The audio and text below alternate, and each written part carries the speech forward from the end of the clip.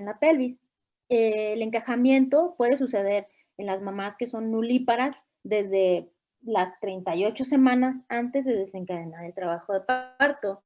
En contraste con las madres que son multíparas, pueden desencadenar trabajo de parto sin tener el encajamiento de la presentación. Eso sí es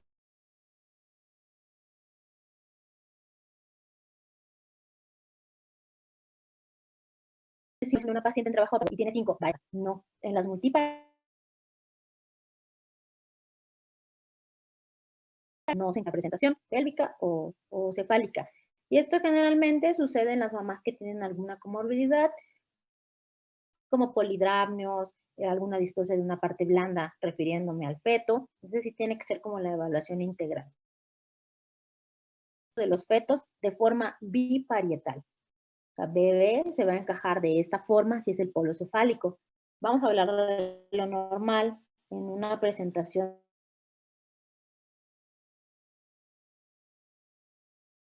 de vértice, se va a encajar. Y sí, debemos tomar en cuenta para entender los movimientos cardinales que el bebé siempre va a presentar el diámetro menor. Los movimientos cardinales se estudiaron porque el bebé va cambiando de diámetro conforme va descendiendo por la pelvis. Vamos a imaginarnos la pelvis como si fuera una resbaladilla.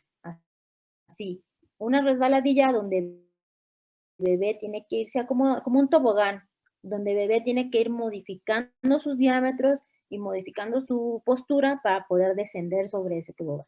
Entonces, quedó claro, el encajamiento va a suceder en un 80% en un diámetro biparietal. Una vez que bebé está encajado, o va a suceder por el triple gradiente. El triple Doctora, gradiente va a ser, ¿qué es biparietal?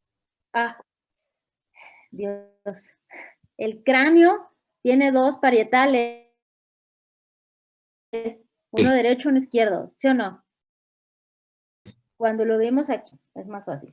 Esta es la presentación cefálica, este es el polo cefálico, esta es la sutura sagital, este es el parietal derecho, si tú lo quieres ver, si vemos a la mamá en litotomía, y este es el izquierdo. Viendo la mamá como si estuviera acostada, y este es el diámetro biparietal de bebé, así. Si tú lo ves sagital, si cortamos a bebé así, o a la mamá, que tiene el mismo diámetro, si te fijas, aquí solo vemos un parietal. ¿Sí me explico? Sí, sí, sí. Aquí está la sutura sagital y atrás está el otro parietal. Ese es el diámetro biparietal por ciento, y es pregunta así de todas las visitas a CBs, cuando preguntamos, entra bebé en la pelvis, generalmente, porque puede suceder que bebé no entre en biparietal, que entre una presentación compuesta, entonces su manita esté sobre su cabeza. ¿Sí? ¿Sí quedó al que preguntó? Sí, doctora, gracias. Ok, entonces el descenso va a tener o se va a hacer de forma secundaria a la presión del líquido amniótico, a las contracciones uterinas, al pujo materno y a la extensión del cuerpo fetal para que se pueda encajar ese bebé. Como les decía, en las pacientes que es su primer embarazo, debe estar forzoso el encajamiento y el descenso. En otras pacientes que son multíparas, bebé más bien puede tener trabajo de parto y no tener ni encajamiento ni descenso y hacerse al mismo tiempo. Que una vez que nosotros hacemos amniorexis, bebé se encaje y empieza a descender. Pero pues bueno, son mamás que han tenido 3, 4, 5, 6, 10 partos. Entonces pues ya, ellas ya conocen el trabajo de parto y saben que viene la contracción, tienen que empujar y así sale el bebé en expulsivo prácticamente. Entonces, el primer movimiento cardinal es el encajamiento. El segundo movimiento cardinal es el descenso. Y el descenso va a estar continuo en todos nuestros otros movimientos, ¿de acuerdo? El descenso se debe a que le empuja el líquido amniótico, a que empuja a bebé las contracciones uterinas, a que le ayuda el pujo materno y a que el cuerpo de bebé va extendiéndose conforme va descendiendo sobre el canal de parto, ¿de acuerdo? Entonces, se encajó, esto es como el movimiento gradual, bebé ya se encajó, aquí bebé se encajó en un diámetro biparietal, tiene el triple gradiente, que es el pujo, el líquido amniótico y la extensión de bebé, y desciende. Bebé va descendiendo, ¿sí? Entonces, para que el bebé presente el diámetro menor en la pelvis media, que la pelvis media, ¿saben cuál es? La parte media de la pelvis.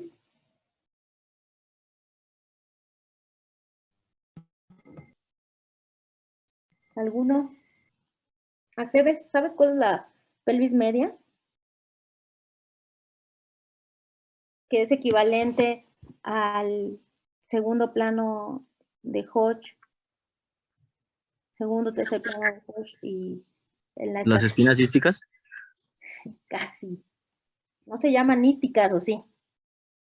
Ciáticas, perdón. Así es. El diámetro medio de la pelvis son las espinas isquiáticas. Entonces, aquí se reduce, de tener un diámetro mayor en la entrada de la pelvis, donde así bebé nada, ahora la pelvis se reduce, ¿no? Porque hay dos espinas o dos promontorios, dos espinas que sobresalen y el diámetro disminuye. Entonces, de que bebé va presentando el diámetro biparietal, ahora tiene que presentar un diámetro menor. ¿Y qué es lo que hace bebé? Se flexiona para poder entrar en ese diámetro de las espinas isquiáticas. En esta parte también tenemos un término que se llama sinclitismo. Asinclitismo y sinclitismo. El término cuando bebé está así, simétrico, que nosotros hacemos tacto y palpamos los dos diámetros, los dos parietales, el anterior. Aquí los parietales se van a dividir según la estructura más cerca. Si está en la sínfisis del pubis o cerca, se llama anterior. Si está en el sacro, se llama posterior. Entonces, si bebé está simétrico, se llama sinclítico, que es cuando lo tocamos y decimos, está sinclítico, está derecho. Pero si bebé, para que bebé pueda entrar, como todos nosotros lo hacemos, en una estructura que está justa, nos hacemos de un lado para otro, ¿no? Entonces bebé hace el enciclitismo anterior y posterior, o sea, va moviendo su cabeza hacia la sínfisis y hacia el sacro para poder entrar en la pelvis. Y cuando nosotros lo tocamos, podemos palpar solo el parietal más prominente en ese momento, que puede ser el posterior, porque la sutura se recorre de este lado. Decimos, tiene sinclitismo posterior. O si bebé se mueve hacia el sacro, para poder entrar en esta parte de la pelvis, decimos, tiene asinclitismo anterior o asinclitismo posterior, de acuerdo al parietal que tocamos, que es más prominente. Nos vamos a guiar con la sutura sagital. Donde esté la sutura, entonces vamos a tocar qué parietal es hacia donde se está moviendo bebé, ¿de acuerdo? Esto es parte de la flexión. ¿Vamos bien? Sí, doctora. Ok. Entonces, el diámetro menor que va a presentar bebé siempre va a ser el suboccipito bregmático, ¿de acuerdo? Es el diámetro menor y es cuando bebé se flexiona. Eso también es pregunta de examen. Entonces aquí lo vemos de forma secuencial, en la flexión, como bebé está extendido, que aún no entramos al plano medio, este es mi plano medio, va descendiendo y va presentando su diámetro menor y se flexiona. Entonces el mentón va hacia el tórax para poder presentar el diámetro menor y que entre en esta estructura, que ya no tenemos tanto espacio, y hace la flexión. ¿De acuerdo? Entonces se flexiona y desciende. Y cuando ya bebé está a nivel de las espinas isquiáticas, pues empezamos a hacer la rotación interna. La rotación interna tiene un objetivo. Todos los movimientos cardinales tienen objetivos. El pasado tiene el objetivo de disminuir el diámetro del polo cefálico para poder entrar en el espacio de la pelvis media. La rotación interna tiene la finalidad de llevar el occipucio de bebé debajo de la sínfisis del pubis. ¿De acuerdo? Entonces, de tal forma que si el occipucio de bebé está, o nosotros lo palpamos y bebé apenas se está acomodando, sabemos que si el occipucio está en occipito derecha de la mamá, este bebé tiene que girar 45 grados para llegar a la sínfisis del pubis. Sabemos que si bebé tiene el occipucio más cerca, está más anterior hacia la pelvis, pues tiene que girar menos para que el occipital llegue a la sínfisis del pubis. De tal forma que cuando el occipital de bebé está debajo de la sínfisis del pubis, esta presentación se llama de vértice o directa, o occipito anterior, por el occipital, que está justo debajo de la sínfisis del pubis. Y esta es la variedad idónea para que el bebé pueda nacer. ¿De acuerdo? Entonces, la rotación interna tiene el objetivo de llevar el occipital a la sínfisis del pubis. Si yo les pongo este dibujito en el examen, ustedes van a decir, ah, esta es la rotación interna, porque aquí hasta me marca el ángulo donde el occipital debe llegar a la sínfisis del pubis de la mamá para tener esta presentación que se llama occipito anterior. ¿De acuerdo? Esta es la variedad de presentación donde nosotros palpamos la formita del rombo cerca del sacro. ¿De acuerdo? ¿Vamos bien hasta aquí? Y la imagen dice lo mismo. Si bebé está en biparietal, pues ¿cuánto tiene que girar para llegar, para estar en occipito anterior, que el occipucio esté en la sínfisis del pubis? ¿Cuál es lo contrario? Pues que el mentón esté debajo de la sínfisis del pubis. Todos los bebés tienen que nacer mirando al suelo. Esa es donde nunca se les va a complicar un parto, si el bebé nace mirando al suelo. Si el bebé nace mirando al sol, pues significa que está en una variedad occipito posterior. Y esa no es la variedad idónea para que nazca, tiene muchísimas complicaciones, hay que saber identificarlo y generalmente es donde los partos se disocian porque no progresan esas mamás, porque el bebé tiene que hacer, o los diámetros que tiene que girar son mucho mayores en comparación con una presentación occipito anterior. Una vez que bebé está en occipito anterior, está aquí el bebé en este dibujito, su occipital está debajo de la sínfisis del pubis. Ahora se hace una extensión. La extensión se va a dar porque el mentón del bebé está sobre el suelo pélvico, que son los músculos elevadores del ano, son los músculos que nos dan la fuerza en el periné. Entonces, tienen una resistencia. Y si bebé el efecto de la resistencia de los músculos del periné sobre el mentón del bebé y la palanca que va a ejercer la sínfisis del pubis, la cara del bebé se extiende o la cabeza del bebé se extiende. Se va extendiendo y va descendiendo. Por eso son los dibujitos progresivos. Se extiende y desciende. Entonces, ya estamos muy, muy cerca del introito vaginal. ¿De acuerdo? ¿Qué otra cosa pasa en la extensión? Pues que el diámetro anteroposterior de mi pelvis se incrementa hasta 1 centímetro más porque el sacro se elonga.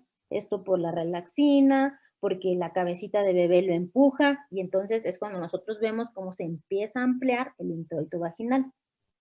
Y en la extensión, bebé va naciendo de forma simultánea. Nace la cabeza, nace la frente, nace la nariz y nace la boca. Así debe nacer el bebé, o bueno, el mentón, más bien. Entonces, bebé queda viendo al suelo en la extensión y simultáneamente pasa la rotación externa. Nosotros, o sea, quien atiende el parto, en algún momento lo van a hacer ustedes, sale la cabeza del bebé y debemos hacer la restitución. Una cosa es la rotación externa y el bebé lo puede hacer solito. Si ustedes lo dejan ahí, así sin tocarlo, porque no saben hacia dónde girar la cabeza, bebé los va a guiar. Van a girarlo hacia donde gira el mentón. Eso es súper importante hacer. Sale la cabeza del bebé y el mentón va a girar hacia donde se va a restituir, o hacia donde va a hacer la rotación externa de la cabeza, y en ese momento yo lo restituyo hacia ese lado. Porque si lo restituyo al revés, pues le voy a causar una lesión al bebé, porque pues su dorso no estaría hacia donde nosotros lo estamos girando. ¿De acuerdo?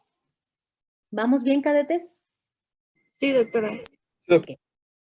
Entonces, pasa la restitución, yo tengo el bebé de forma lineal, siempre el bebé tiene que presentar el ángulo menor, entonces hago la tracción gentil hacia abajo para que se exponga el diámetro biacromial menor, o sea, primero un hombro, el hombro anterior, y luego restituyo hacia arriba para que salga el hombro posterior. Lo más grande del bebé es la cabeza. Donde se puede lesionar el periné es hacer un mal Röntgen y no saber restituir al bebé para dar el diámetro menor, el vía acromial menor y en los hombros. Es el único momento donde se va a desgarrar, en la cabeza y en los hombros, si no lo restituimos adecuadamente. ¿De acuerdo? Entonces, en la expulsión sale la cabeza del bebé, lo restituyo, tracción gentil hacia abajo, hombro anterior, tracción gentil hacia arriba, hombro posterior y sale solito el resto del cuerpo del bebé, que eso es el abdomen y las extremidades que no van a desgarrar a la mamá. ¿Alguna duda en los movimientos cardinales? No, doctora. ¿Sí los entendimos bien? Yo sé que son difíciles sin un videíto. Planeamos ir a la escuela, yo creo que el jueves o el viernes, no sé si se pueda, para explicárselos con un muñequito. Van a ver que es súper sencillo después de la clase. Y bueno, para poder determinar si una paciente tiene trabajo de parto verdadero o no, debemos evaluar las contracciones. La incomodidad, pues así lo dice la literatura, pero pues se debe al dolor y eso depende del umbral de dolor de cada paciente. Pero las contracciones, sí, debemos evaluarlas en ritmo, intervalo e intensidad. El ritmo deben ser regulares, 4 contracciones en 10 minutos. Los intervalos deben de ser de 3 a 5 minutos y la intensidad debe ser de 60 a 90 milímetros de mercurio. En ese momento sabremos que es un trabajo de parto en fase activa o que las contracciones son efectivas. Entonces, el trabajo de parto tiene 4 periodos. El primer periodo se divide en fase latente y fase activa. La fase latente va de 1 a 5 centímetros de dilatación y la fase activa va de 5 a 10 centímetros. Es donde tenemos la dilatación completa. El segundo periodo va a ir de la dilatación completa a la expulsión del feto y la placenta, del feto nada más, perdón. Y el tercer periodo va a ser el alumbramiento o la expulsión de la placenta. Y el cuarto periodo va a ser de media hora a 1 hora de la recuperación de mi paciente, donde tiene que haber una buena involución uterina. ¿De acuerdo? Hay que aprendernos este dibujo así súper bien. No para el examen, para la vida, que es lo más importante, es lo que deben aprender. Entonces, la guía de práctica clínica en la vigilancia y atención del trabajo de parto del 2017 dice que la fase activa es considerada a partir de los 5 centímetros de dilatación, puesto que va a tener una menor intervención médica.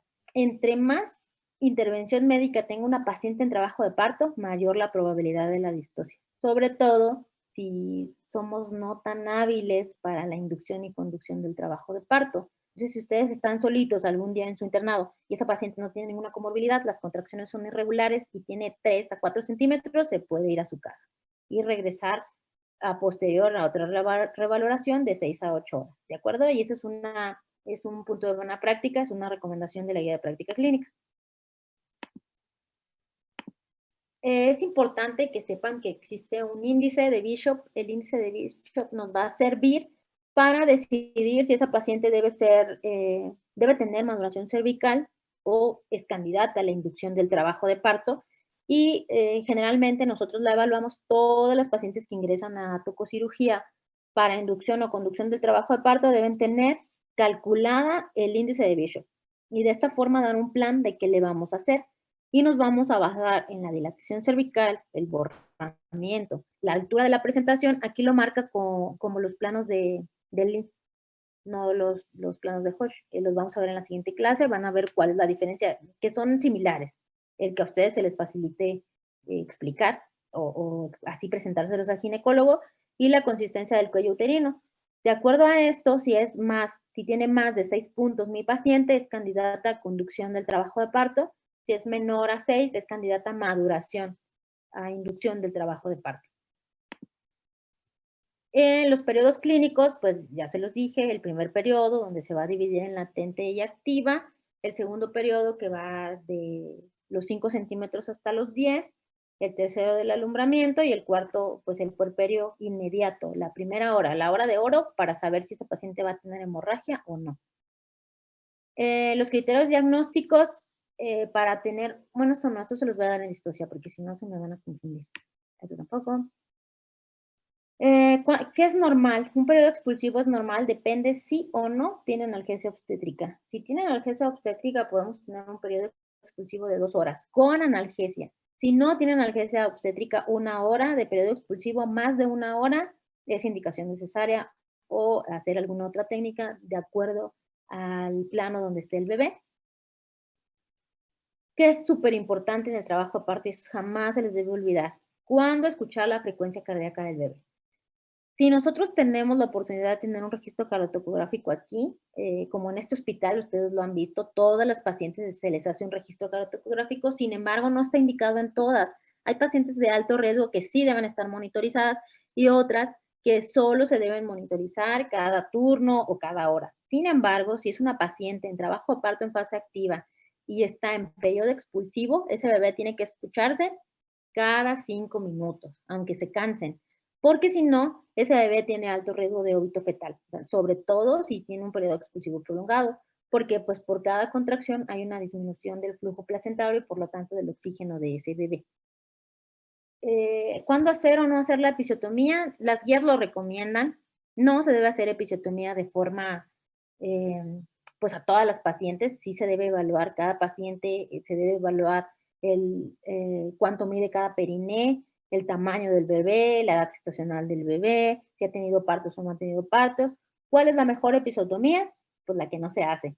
Pero la ideal es la episiotomía medio lateral. ¿Por qué? Porque tenemos menos riesgo de desgarro, de que se prolongue la episiotomía.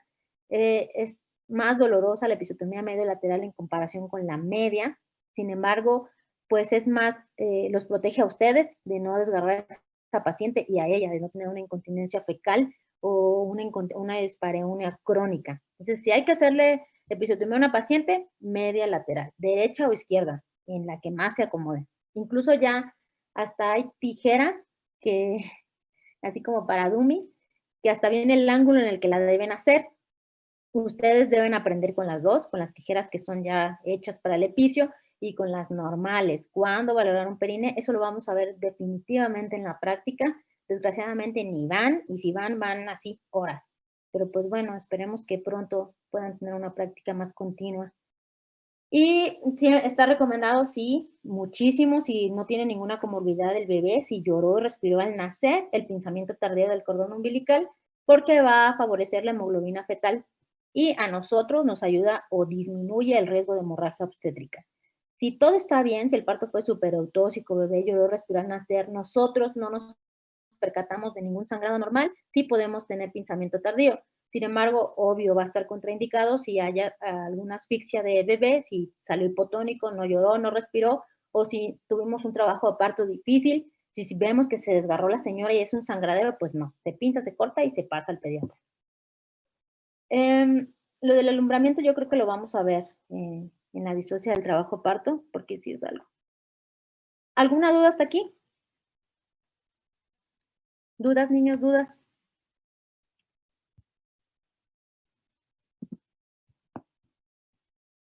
No, doctora, todo bien. ¿Nadie tiene dudas? Doctora, ¿yo le puedo hacer una pregunta? Claro. En el caso de una circular a cordón a cuello, ¿se corrige antes o después de la resustitución? Antes. Si nosotros nos percatamos que es una sola y nos da el cordón, sí podemos quitar la circular, metes tu dedito entre el cuello y el cordón de bebé y lo jalas y solito se deshace. Y luego lo restituimos y traccionamos el hombro. ¿Por qué no después? A veces no nos percatamos porque así la mamá lo está pujando y lo sacamos rápido. Pero, ¿por qué no es tan indicado? Porque nosotros mismos tensamos el cordón a la hora de que bajamos el hombro anterior o posterior y nos traemos el bebé hacia nosotros. Sí, el cordón tiene 60 centímetros, o sea, sí da, pero pues lo ideal es quitarla en cuanto lo vemos, antes de la restitución.